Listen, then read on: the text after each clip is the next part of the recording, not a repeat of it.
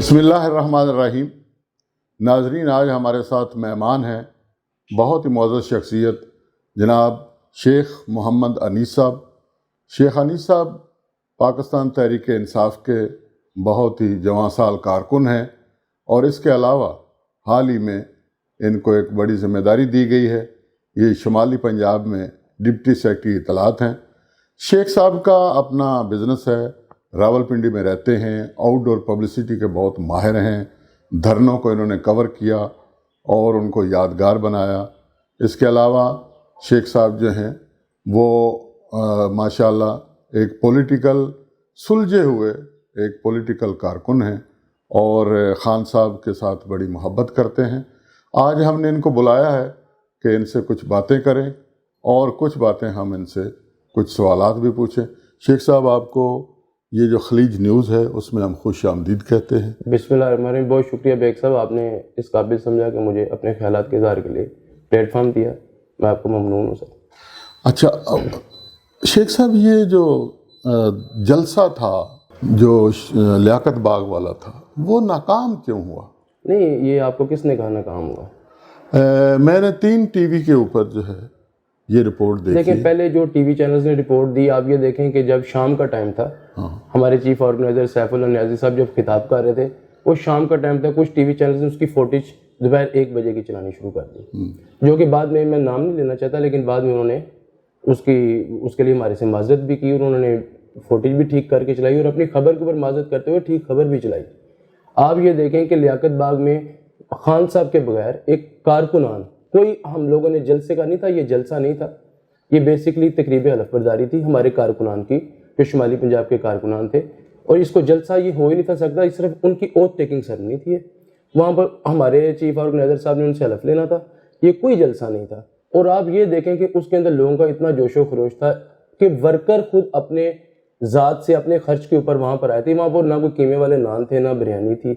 ہم لوگوں نے صرف ایک میسج دینا تھا کہ پاکستان تحریک انصاف کے کارکنان اگر اس تعداد میں حلف لینے آئیں گے تو آپ یہ دیکھیں کہ ہمارے ورکرز وغیرہ، اور جو نیچے ہماری سپورٹ ہے، جو لوگوں نے ہمارے خلاف پروپیگنڈا کرتے ہیں کہ پی ٹی آئی کی سپورٹ ختم ہو رہی ہے، ہم نے ان کو ایک میسج دینا تھا۔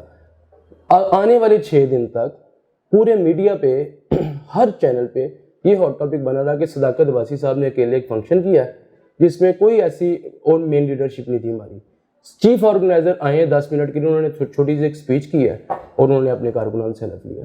میں یہ سمجھتا ہوں کہ یہ بہت کامیاب ایک ہم لوگوں نے میسج، ایک نئی چیز ہسٹری کے اندر بتائی ہے کہ کارکنان اتنی تعداد میں اکٹھے ہو سکتے ہیں، اور وہ بھی لیاقت باغ میں۔ اچھا شیخ صاحب، یہ بتائیں کہ اب آپ کو ہائی کمان جو ہے، خصوصاً یہ جو کرائسس کا دور ہے جس میں اپوزیشن جو ہے وہ جلسے کر رہی ہے، اور آگے شاید ان کا کوئی اور بھی پشاور میں ہوگا یا کہیں ہوگا یا نہیں ہوگا، آپ کو کیا لائن دی گئی ہے ہائی کمان کی طرف سے؟ پبلک جو رابطے ہیں ان کے حوالے سے آپ نے کیا پلان کیا ہے، اور ان اپوزیشن کے کاؤنٹر کے لیے جو ہے وہ جو گراؤنڈ لیول پہ ہے وہ آپ کیا ایکٹیویٹی کر رہے ہیں؟ سر، پہلے تو میں آپ کو اپوزیشن کے جلسوں کے بارے میں بتانا چاہتا ہوں، آپ کے دوسرے سوال کی طرف میں بعد میں جواب دیتا ہوں۔ دیکھیں، اپوزیشن کا جلسہ ہے، اس کا ایک مقصد، کسی بھی چیز کی کامیابی کے لیے، اس کے ٹارگٹ اچیو کرنے کے لیے آپ کے کوئی مقصد ہوتا ہے۔ ان کے پاس کیا مقصد ہے؟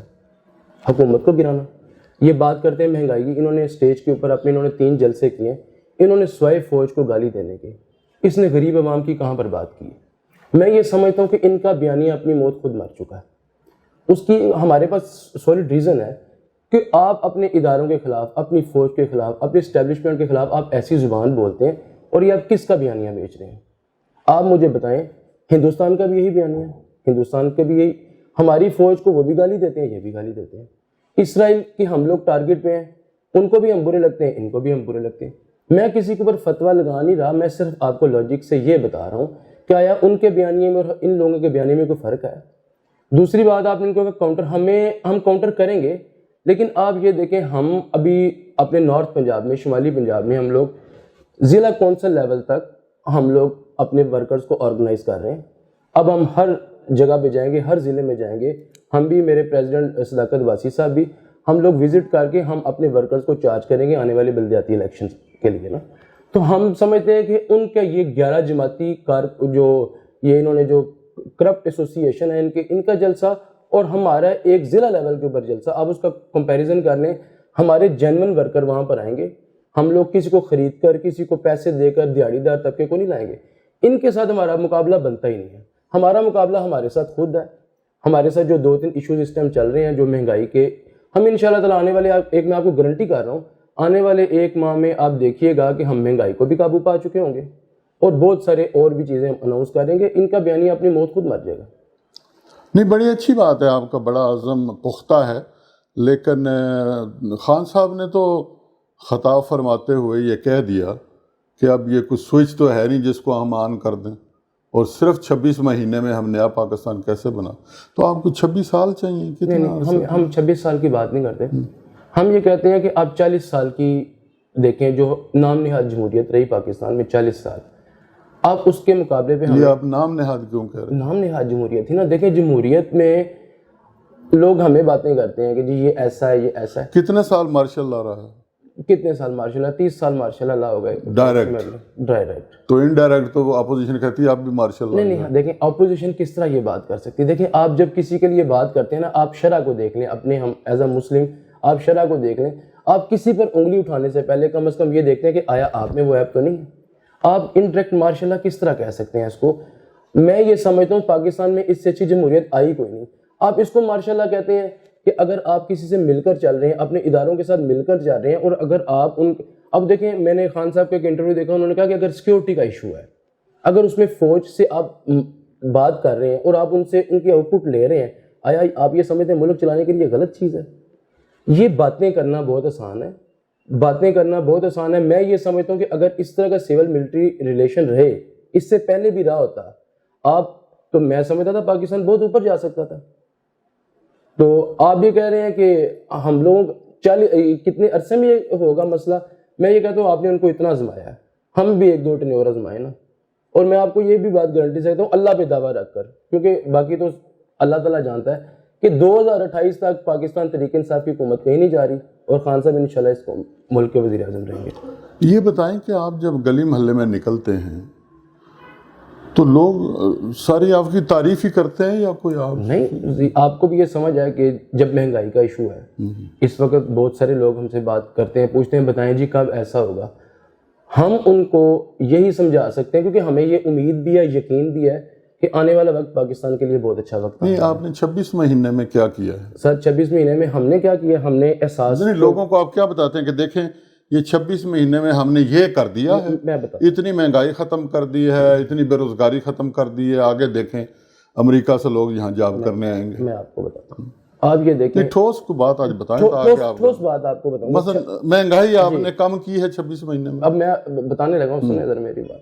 26 ماہ میں آپ یہ دیکھیں ہم نے اتنا بینک کرپٹ کی طرف ملک جا رہا تھا. آپ کا کیسے جا رہا بینک آپ کا دیکھیں کیا تھا آپ کا شیخ صاحب چلو میں آپ سے تکرار نہیں کرتا جی, جو ملک اس وقت آپ سرپلس میں چلے گئے. یہ جو آپ کے ہیں نا ماشاءاللہ وزیر خزانہ, ان کے جو اعداد و شمار ہیں اس کے مطابق 5.4 GDP پہ تھا ملک.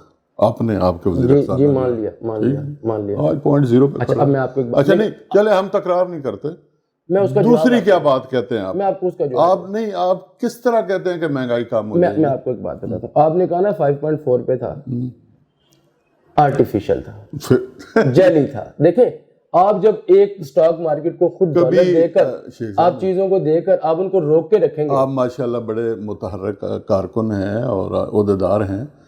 اکانومی کبھی آرٹیفیشل نہیں ہوتی, میں ویسے آپ کو بتا رہا ہوں. میرا پوائنٹ آف ویو لیتے ہیں اس پہ. میں یہ کہتا ہوں, آپ کہتے ہیں 26 ماہ میں ہم لوگوں نے کیا کیا اس ملک میں. آپ مہنگائی کے اوپر آپ نے پہلے بات کی نا, آپ مجھے یہ بتائیں کہ جس وقت عمران خان نے گورنمنٹ سنبھالی, یہ لوگ خود کہتے تھے کہ ہم جگہ جگہ ٹائم بم لگا کر گئے ہیں کہ جہاں جہاں آپ قدم رکھیں گے وہاں بلاسٹ ہوگا. ہم اچھا چلیں آپ یہ موقف ایک دیتے ہیں. میں اپنا موقف دے رہا ہوں نا, کیونکہ میں موقف دینے کے لیے آؤں. میں اپنا یہ موقف دے رہا ہوں. اس کے بعد آپ کہتے ہیں ہم نے کیا کیا, ہم نے احساس پروگرام دیا اس کرونا کے اندر پوری دنیا کے اندر. آپ یورپ دیکھ لیں, انگلینڈ دیکھ لیں, امریکہ دیکھ لیں, آپ دیکھیں وہاں کی اکانومی کا کیا حالات ہوئے ہیں. لیکن اللہ کا شکر ہے, میں یہ سب سے پہلے اللہ کا شکر ادا کرتا ہوں کہ اللہ تعالیٰ کے فضل و کرم سے, اور اس کے بعد خان صاحب اکیلے بندے تھے.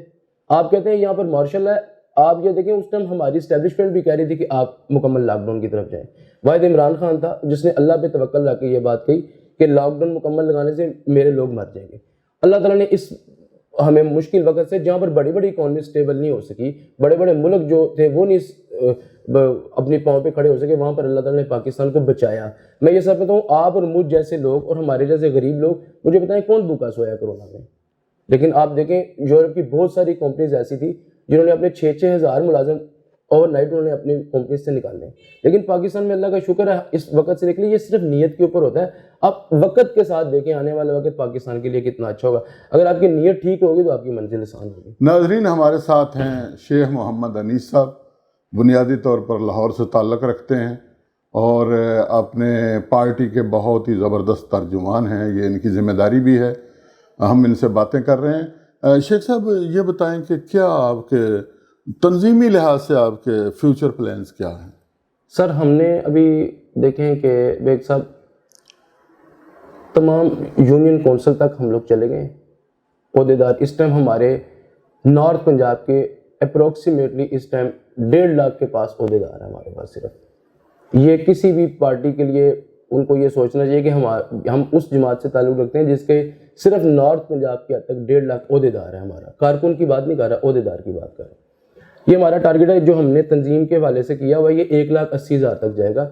ہم یو سی کے بعد وارڈ لیول تک بھی ہم لوگ عہدے دار لے کر جائیں گے. ابھی وارڈز پہ ہمارا کام ہو رہا ہے, یو سی لیول تک ہم چلے گئے ہوئے ہیں. اور پاکستان کی ہسٹری میں آپ دیکھیے گا کہ تحریک انصاف نے اس طرح ہم نے پنجاب کو ہم نے 3 حصوں میں اس کو ڈیوائڈ کیا ہوا ہے. سینٹرل پنجاب ہے جو اعجاز چودھری صاحب کے زیر نگرانی ہے, ادھر نارتھ پنجاب ہے صداقت صاحب, اور ادھر ساؤتھ پنجاب ہے. ہم نے اس کو 3 حصوں میں ڈیوائڈ کیا ہوا ہے اس لیے کہ ذرا کارکردگی میں مزید بہتری آ سکے. اور آپ دیکھیے گا کہ پاکستان تحریک انصاف تنظیمی حوالے سے بھی پاکستان کی تاریخ رقم کرے گی. ہم اتنے عہدے دار ہوں گے کہ ہمیں کام کرنے کے لیے کوئی کسی قسم کی دقت پیش نہیں آئے گی. تو شیخ صاحب آپ اپنے ساتھیوں اور کارکنوں کو جو ہے وہ کتنا ٹائم دیتے ہیں روز کا, کیا کرتے ہیں آپ, اپنا بزنس کیسے سنبھالتے ہیں؟ بزنس تو سر میں آلموسٹ تقریباً ٹائم نہیں دے رہا ہوں, چھوٹے بھائی دیکھ رہے ہیں اس کو. اچھا, ٹائم پہ ڈیپینڈ کرتا ہے کہ ہم لوگ صبح بھی سارا دن بھی ادھر رہتے ہیں. اب جس طرح ہمارا یہ اوور ٹیکنگ سرنی تھی تو ہم دن رات اپنے آفس میں لگے رہے. ابھی ہم لازمی شام کو 4 سے 8 بجے تک آفس میں بیٹھتے ہیں, لوگوں کے مسئلے مسائل بھی سنتے ہیں, جس حد تک ہو سکتا ہے ان کے ساتھ تعاون بھی کرتے ہیں.